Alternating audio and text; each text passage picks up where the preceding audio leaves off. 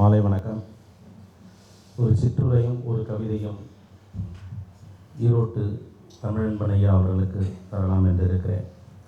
அவருக்கும் எனக்குமான பழக்கம் என்பது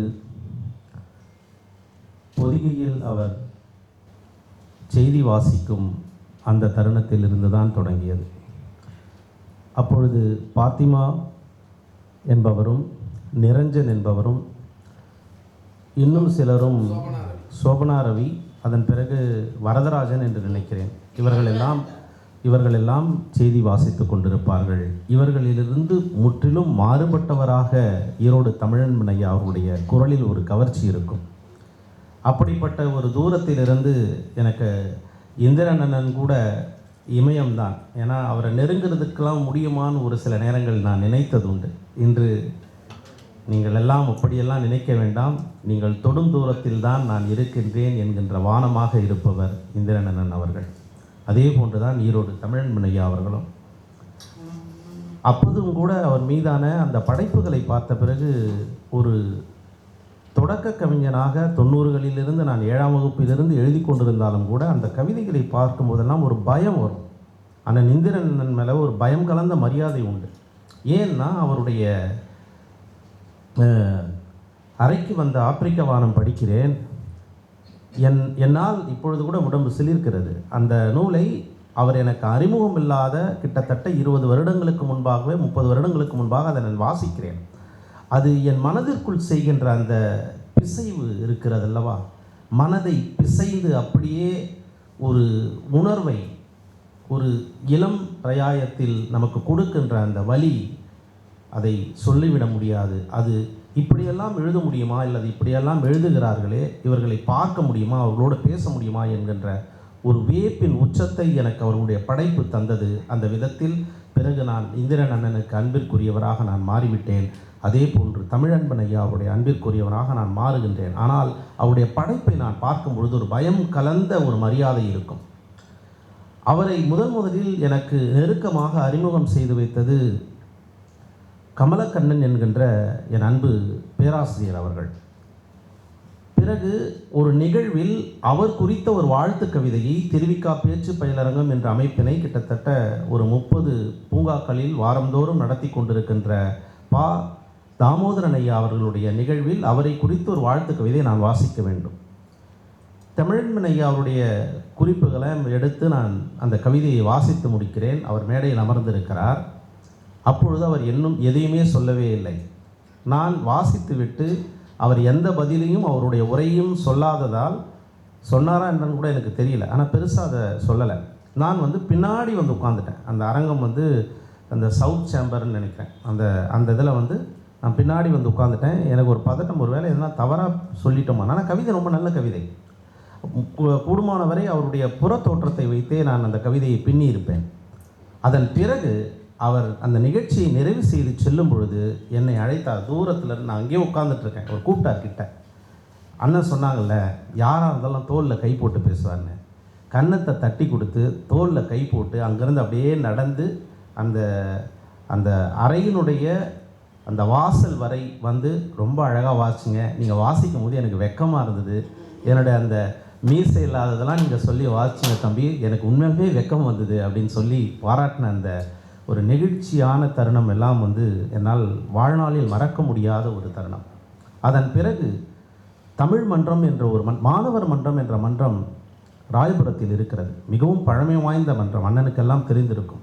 அதில் பேராசிரியர் மன்னிக்கவும் அறிஞர் அண்ணா அவர்கள் பேசியிருக்கிறார்கள், ஈரோட்டு சூரியன் பெரியார் அவர்கள் பேசியிருக்கிறார்கள், நடராசனார் அவர்கள் பேசியிருக்கிறார்கள். அது பழமை வாய்ந்த மன்றம். அதில் தமிழன்பன் ஐயா அவர்கள் பேசுகிறார்கள் என்று சொன்ன பொழுது நானும் என் இணையரம் அங்கே சென்றிருந்தோம். அப்போ சென்றிருந்த பொழுது அவருக்கு என்னுடைய முதல் தொகுப்பை கொடுக்கிறேன். ஒரு 15 நிமிடத்திற்கு முன்பாக அவர் வருகிறார். நான் ஒரு 1 மணி நேரத்திற்கு முன்பாகவே சென்று விட்டேன். நிகழ்ச்சி ஏற்பாட்டாளர்கள் என் நண்பர்கள் என்பதனால் அவரிடம் ஒப்புதல் வாங்கி அவரிடம் கொடுத்து அந்த நூலை வாசித்து எதிர்க்க தான் உட்காந்துட்ருக்கேன். பார்த்தாரு, இப்படி புரட்டினார். கொஞ்சம் நேரம் 15 நிமிஷம் வாசித்தார். அப்புறம் அவரை கூப்பிட்டாங்க. அவருக்கு மேடைக்கு போயிட்டார். நிகழ்ச்சியெல்லாம் முடிஞ்சுது. அதன் பிறகு அவரை வழி அனுப்புவதற்காக அவருடைய மகிழ்வுந்துக்கு நான் வரும்பொழுது அவர் கிட்ட அழைத்து, நீங்கள் அதுக்கு முன்னாடி தான் அந்த அவருடைய கவிதையெல்லாம் வாசிச்சிருக்கேன். இருந்தாலும் அவர் மறந்துருப்பார். அவர் சொல்கிறாரு, நீங்கள் எந்த கல்லூரியில் பேராசிரியராக இருக்கீங்க அப்படின்னாரு. நான் சொன்னேன், ஐயா நான் பேராசிரியர் இல்லை, நான் பொறியாளன் இல்லையா அப்படின்னேன். எவ்வளோ நாளாக கவிதை எழுதுறீங்க அப்படின்னாரு. ஐயா நான் சின்ன வயசுலேருந்து எழுதிட்டுருக்கேன், ஆனால் இப்போ தான் தொகுப்பு போட்டிருக்கேன். அப்படியா? இல்லை பேராசிரியர்களோ இல்லை சங்க இலக்கியத்தில் கூட இந்த ஒரு உவமை பயன்படுத்தப்படவே இல்லை, ஆனால் நீங்கள் எழுதியிருக்கிறீங்க, எனக்கு ரொம்ப வியப்பாக இருந்ததுன்னு சொல்லி என்னுடைய ஒரு வரியை எடுத்து சொன்னார். வானம் தோலுரித்து மழையாய் பொய்யும் பெய்யும் என்று எழுதியிருப்பேன் அந்த நூலில். வானம் தோல் உரிக்கிறது என்கின்ற அந்த ஓமை யாரும் இதுவரை சொல்லாத ஓமை, நானும் கேள்விப்படாத ஓமை என்று என்னை பாராட்டினார். அதே போன்று அவர் வீட்டுக்கு சென்று அவரை நான் சந்திக்கும் பொழுதெல்லாம் ஒரு குரு சிஷ்யன் என்கின்ற அந்த இதுவா அல்லது அப்பா தகப்பன் மகன் என்கின்ற உறவா என்றெல்லாம் எனக்கு சொல்ல தெரியவில்லை. அவர் பேசுவார், நான் அமர்ந்து கேட்டுக்கொண்டிருப்பேன். பல நேரங்களில் அவரோடு பேசுவதை அவருடைய ஒப்புதலோடு நான் ஆடியோ பதிவு செய்வேன். அண்ணனுக்கு கூட தெரியும், அண்ணனோட பேசும்போது கூட நான் அதை ஆடியோ பதிவு பண்ணுவேன். ஏன்னா பொக்கிஷமான தகவல்கள், அப்படி தகவல்களை அவர் பகிர்ந்து கொண்டதை நான் ஒரு சில தகவல்களை மட்டும் நான் சொல்லுகிறேன். அது இன்னும் என்னிடம் அந்த ஆடியோ பதிவு இருக்குது. அவர் சொல்கிறாரு, ஒரு ஆப்பிரிக்கா நாவல் பாபு, அந்த ஆப்பிரிக்கா நாவலில் ஒருத்தன் அந்த ஆப்பிரிக்காவில் இருக்கவன் எழுதுகிறான் என்னென்னா, கிளியோபட்ராவினுடைய அரசவையில் ஒரு தமிழன் அமைச்சராக இருந்திருக்கிறான் என்று எழுதுகிறான். அதே போன்று வாஸ்கோட காமா இந்தியாவிற்கு வழி தேடி வந்தபோது வழிகாட்டியவன் ஒரு தமிழன் என்று அவர் பதிவு செய்கிறார். இதெல்லாம் அவர் படித்த நூல்களிலிருந்து திரட்டி எடுத்து வந்து இந்த தலைமுறைக்கு கொடுத்த பொக்கிஷமான தகவல்கள். இதுதான் ஈரோடு தமிழன்பன் ஐயாவுடைய பலம் என்று நான் கருதுகிறேன். இப்படி பல செய்திகளை நான் அவரை பற்றிய செய்திகளை சொல்லிக்கொண்டே போகலாம். என்னுடைய 2வது நூலுக்கு அவர் அணிந்துரை தந்த அந்த நிகழ்வு கூட இன்னும் என் நெஞ்சில் நிழலாடி கொண்டிருக்கிறது. 1 மாதத்திற்கு முன்பாக அவரை சந்திக்க வேண்டும் என்று நான் அவரிடம் கேட்டிருந்தேன். ஃபோன்லேயே பேசலாம் பாபு, எனக்கு ரொம்ப நேரம் பேச முடியல, நிறைய பேர் வந்து போகிறதையும் என்னுடைய உடல் அதுவும் அனுமதிக்காது, அதனால் ஃபோனில் பேசலானார். ஆனால் 6 மாதம் ஒரு 3-4 மாதத்துக்கு முன்னாடி என்னுடைய பெங்களூர் நண்பர் பார்க்கணுன்னு கேட்டபொழுது வர சொல்லியிருந்தார்.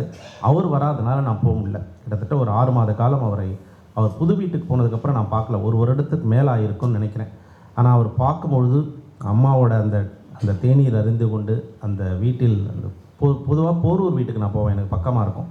ரொம்ப நேரம் பேசிகிட்டு இருப்போம். அரை நாள் நான் கூட போகும்போது தனியாக போக மாட்டேன், 4-5 நண்பர்களை அழைத்து செல்வேன், அல்லது யார் விருப்பப்படுகிறார்களோ அவரை பார்ப்பதற்கு அழைத்து செல்வேன். அதே போல தான் கவிக்கோ ஐயா அவர்களையும் நான். இப்பொழுது அண்ணன் சொன்னது போல் அவரை இந்த வடிவத்திற்குள்ளே அடக்க முடியாத ஒரு பெருங்கவி. அவர் ஒரு வடிவத்துக்குள்ளே அவரை அடக்கவே முடியாது. அவர் இறப்பதற்கு 1 வாரத்திற்கு முன்பாக அவர் எழுதிய ஒரு கவிதையை உங்களுக்கு வாசித்து காண்பிக்கிறேன். அவருடைய நுட்பமான தமிழ் அறிவும் கவிதை திறனும் எப்படி இருந்தது என்பதற்கு இந்த ஒரு சான்று. இது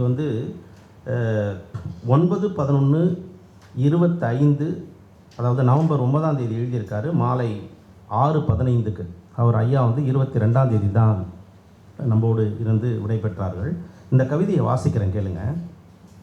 இது வசந்த காலம்தான், எனினும் செடி கொடிகளுக்கு பூக்கள் அயலூரிலிருந்து தான் வர வேண்டுமாம். குயில்களுக்கும் பாடல்கள் அயல்நாட்டு பியானோக்களிலிருந்து தான் வர வேண்டுமாம். இது கோடை காலம்தான், எனினும் வெப்பங்களை அடகு வைத்துவிட்ட பகல், வெளிச்சங்களை மறதிக்குள் புதைத்துவிட்ட பகல் இரவை விட்டு வெளியே வர பின்வாங்குகிறது. எப்படி எழுதுறாருங்க. எனக்கு இந்த கவிதையை அப்பயே வாசித்து அவரண்ட பாராட்டிட்டேன். அண்ணா ஐயா எப்படி எழுதுறீங்க இதெல்லாம் அப்படின்னு பாராட்டிட்டேன். ஆனால் அந்த கவிதையை அவர் இறந்த பிறகு வாசிக்கும் பொழுது கண்களில் கண்ணீரும் இப்படிப்பட்ட ஒரு மகா கவிஞரை இந்த காலம் எடுத்து சென்று விட்டதே என்கின்ற ஒரு சோகமும் எனக்குள்ளே வருகிறது. அடுத்து எழுதுகிறார், இது கால்காலம்தான், எனினும் இடிகளையும் மின்னல்களையும் தொலைத்துவிட்ட மேகம் பூமியின் தாகத்தை, பூமிக்கடியே வேர்கள் செய்யும் யாகத்தை கண்டு கொள்ளாத மேகம் வெறும் கண்ணீராக மழையை எப்படி ஏந்தி வரும். மிரட்டிட்டாருங்க. இது இலையுதிர் காலம்தான், எனினும் காற்றின் கைகளில் அடைக்கலமாகி பூமியில் விழும் முன் வசந்தம் தராத முத்தங்களை கோடை தராத கனப்பு அணைப்புகளை, கார்காலம் தராத காதல் கதைகளை எப்படி மறக்கும், என்னென்ன நினைக்கும் என்று அவர் முடிக்கிறார். இதற்கு அவர் வைத்திருக்கின்ற தலைப்பு பருவ மயக்கங்கள் என்று வைத்திருக்கிறார். அன்பு நண்பர் அருண்பாரதி அவர்கள் சொன்ன அந்த கவிதை, கடைசியாக காகித காதலன் அவர்கள் அவரை குறித்து ஒரு கவிதை எழுத வேண்டும், அவரை பற்றி ஒரு படைப்பை போட வேண்டும் என்று 2 நாட்களுக்கு முன்பாக அந்த கவிதையை போட துடித்த பொழுது அவர் வேண்டாம் வேண்டாம் என்று தடுத்திருக்கிறார். இந்த எண்ணத்தை அண்ணன் கவிஞர் ஜெயபாஸ்கரன் அவர்களிடம் பகிர்ந்து கொண்டிருக்கிறார். இந்த கவிதையை அண்ணன் போடணும்னு, ஐயா அதை போடணும்னு நினைக்கிறேன், ஆனால் ஏதோ எனக்கு அது வேண்டான்னு தோணுது. அந்த கவிதை இதுதான். விளக்கு எரிய மூச்சை நிறுத்தினேன், விளக்கை எரிய மூச்சை நிறுத்தினேன், இப்பொழுது விளக்கில் நான் என்று எழுதியவர் இப்பொழுது சுடராக இருக்கிறார், இந்த அரங்கம் என்றும் நிறைந்திருக்கிறார் என்பதுதான் உண்மை. அவருக்கான என்னுடைய வாழ்த்து கவிதையை சொல்லி என்னுடைய உரையை நிறைவு செய்கிறேன். வானத்தை எரித்து விட்டோம், வானத்தை எரித்து விட்டோம். மரபு, புதுக்கவிதை, ஹைக்கு, சென்றியு, லிமிரைக்கு, பழமரைக்கு, கசல், நீர் எந்த வடிவத்தில் எழுதினாலும் வடிவம்தான் இன்றும் எங்கள் நெஞ்சில். பகுத்தறிவை பழமரைக்குவாக மாற்றிய பகுத்தறிவை, சிவப்பு சிந்தனையை சென்றியுவாக்கிய செஞ்சூரியனை, தீகாவுக்கும் மூகாவுக்கும் திமுகவுக்கும் பிடித்த அன்பா, தீகாவுக்கும் மூகாவுக்கும் திமுகவுக்கும் பிடித்த அன்பா, நீர் சிவப்பு கருப்பின் வெண்பா, கருப்பு சிவப்பின் நண்பா. நீர் தமிழுக்கு கிடைத்த பெருந்தகை, நீர் தமிழுக்கு கிடைத்த பெருந்தகை, எங்களோடு வாழ்ந்த குறுந்தொகை. புது கவிதைகளுக்கு நீயே தந்தை, இருந்தும் மனதிலும் நிஜத்திலும் நீர் மீசை இல்லாத குழந்தை. இறுதி வரை தமிழை சுமந்தாய், இறுதி வரை தமிழை சுமந்தாய், தமிழே இன்று உம்மை நாங்கள் சுமக்கிறோம் நெஞ்சில். வானம்பாடி கவிகளுக்கு வலு சேர்த்து சிறகு தந்த வணக்கம் வள்ளுவா, வானம்பாடி கவிகளுக்கு வலு சேர்த்து சிறகு தந்த வணக்கம் வள்ளுவா, நீயே எங்களுக்கு சிறகு தந்த வானம்பாடி. ஈரோட்டுக்கு அடையாளம் 2, ஈரோட்டுக்கு அடையாளம் 2, ஒன்று களத்தில் வாழ்கிறது, இன்னொன்று கவிதையாய் வாழ்கிறது. ஐயா தமிழ் அன்பர், தமிழே ரசித்த தமிழ் இன்பர். ஐயா தமிழ் அன்பர், தமிழே ரசித்த தமிழ் இன்பர். சென்னிமலையில் பிறந்த தமிழ்மலையே வாழ்க நின் கவிக்கலை. நீ தொடுந்தூரத்தில் இருந்த எங்கள் வானம், நீ தொடுந்தூரத்தில் இருந்த எங்கள் வானம். நீர் ஒருவர்தான் பாவேந்தரின் மகனாகவும் இருந்தாய், பாவேந்தரின் மாணவராகவும் இருந்தாய், மகனையும் வைத்திருக்கிறாய். ஊர் சுற்றி வந்த எங்கள் தமிழ் ஓசையே, உன் கவி ஓசையை இனி நாங்கள் என்று கேட்போம். நீ மொழிபெயர்த்த நெருடாவின் நெருப்பைத்தான், நீ மொழிபெயர்த்த நெருடாவின் நெருப்பைத்தான் என் வரவேற்பறையின் புத்தக அலமாரியில் கனலாய் வைத்திருக்கிறேன் இன்றும். எங்கள் தமிழ் வானமே, கவிவானமே, உன்னை எரித்து விட்டோம், இயற்கைக்கு கொடுத்து விட்டோம். பிரபஞ்சமே, இனி பிரபஞ்சம் சுவைக்கட்டும் இந்த சூரிய பிறையை. வாய்ப்புக்கு நன்றி, வணக்கம்.